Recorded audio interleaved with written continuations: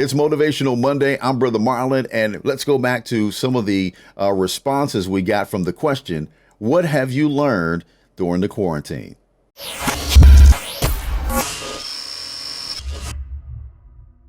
Mom Faye is in the building. Hey, hey, hey. So we go way back to high school. I was just talking to someone earlier. She actually went to Kappa over on Okay. Baxter Ave back in the day. And I don't know how it happened, but you became my mom. And it's just stuck like all these years later.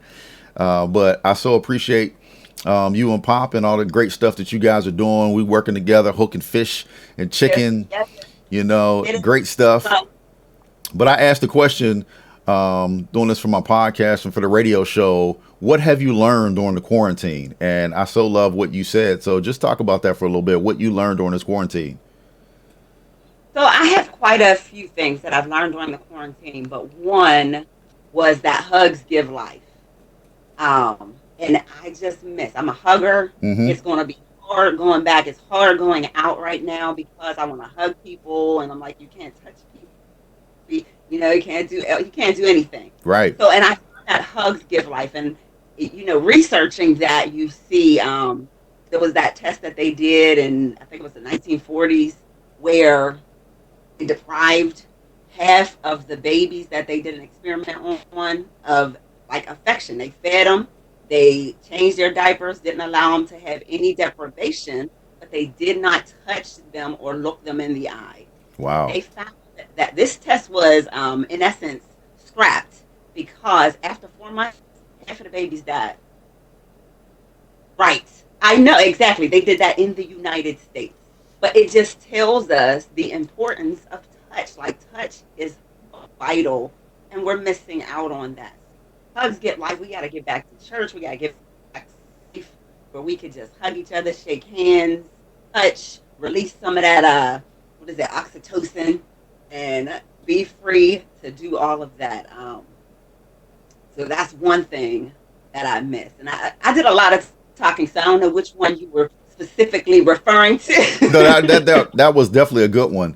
Hugs giving life, because I've heard several people say that. You know what I mean? I'm a hugger. I'm the same way. It's so funny. One day I was in the store, and it was before we went to quarantine, and I saw my son's grandmother in the store, and I hadn't seen her in a while, and I was like, "Hey!" And she was like, "Boy, what's wrong with you? Right, You better get this exactly. elbow, get up, back up." It's a reflex. It is truly a reflex. Yes, I mean, we are born to touch. We need human touch. We thrive on that. And that experiment showed that without it, we die. If we die spiritually, if we die naturally, whatever it is, we die without human touch. So it's difficult. It is indeed. truly a. Now, you and Pop, you guys pastoring right now. So, how does that been working? You know what I mean, with the church and everything. What have you guys learned in quarantine as far as the church goes? I've learned that we really, really miss that family. So we actually are under the umbrella of Allegheny Center Church, which is this humongous Sure. 3,000 member church, which still felt like home. So we hugged, we loved on each other and all of that. Well, we moved to our little, I call it our little mini oasis at Fellowship 412 over here in Homestead. So it's like the love we got at ACAC on steroids, because you can truly build relationship. We have this small church, we have this so it is it's just very difficult. We played a game over Zoom on Sunday, and it was a lot of fun to get back together with the family and all of that, but it's still, you just don't get that human contact, that human touch. It's just missed. We are really missing our church family. Indeed. Now, if we go longer, you guys plan on doing something on a more regular basis on Sundays or through the week as far as the church goes? Well, we do a Zoom every Sunday. We call it our weekly family reunion. Oh, okay. Okay, good. Yeah, we actually do church the big church, so we follow their services. Then we have our Zoom weekly family reunion. Fellowship 412 gets together, actually chat. We just have conversations. This week was the first time that we tried a game, which was chaotic, but it was hilarious. What game did you play? We actually did this online scavenger hunt. Okay. And so there were 25 items that you had to find. And, of course, there was the normal Christian Bible. You had to find a Bible. You had to find, we have a pin from our church that says, Ask Me About Fellowship 412. You had to find that. You had to find, and then there was something weird. Everybody had to find something weird that no one else would have. So it was hilarious. Some of the stuff that the saints got in their house, Lord. That's all I'm going to say.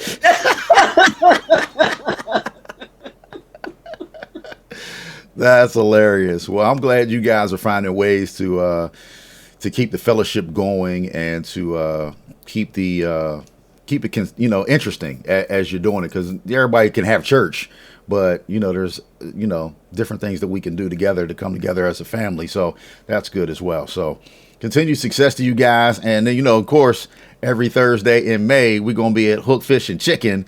And I suggest that don't just come on Thursdays, but support this business throughout the week, on the weekends. If you're in the Homestead area, they do such a great job. The food is made to order. So if your food is not just sitting there waiting on you to get there, when you make your order, they drop it. And the cooks are back there doing their thing, and you can watch our live on Thursday to see the behind the scenes of everything. We have a really good time. And so I'll just invite you guys to go on out, give them the address. They're right across from Aldi's. You can't miss it right before you go across the tracks, but give them the address, Mom, and the phone number so they can get their orders in. So 5 Amity Street, right across from Aldi, in Homestead. We actually have, most people park in Aldi's parking lot, but we actually have a parking lot behind most people don't know about because it's... Oh, I didn't know that. I've been parking it all this whole time. Thank you. I'll make sure to be in your parking lot this week. Sorry, Aldi's. I know. And they haven't been, they've been very good about it because most people do use the end of the parking lot. So it's not like taking up their parking. Right. But they've been very good about it. We share with the axe throwing, we share with what is the other thing, the escape room, all of that. So we kind of share all these parking lots, but we do have our own parking lot, just in case you were wondering. It's just a one-way, so you got to go down a block, make a Okay.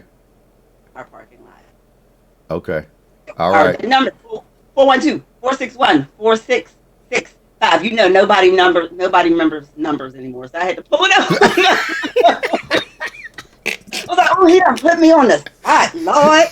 It's on speed dial. Don't you know we order there every day? Well, thank you so much for coming on. I appreciate it. God bless you. And we'll talk soon. Y'all stay safe. Continue to stay safe in this COVID, this quarantine time that we find ourselves. Even though we're getting a little loose now, businesses are starting to open back up. And we still got to stay safe, though. So. Extra run now.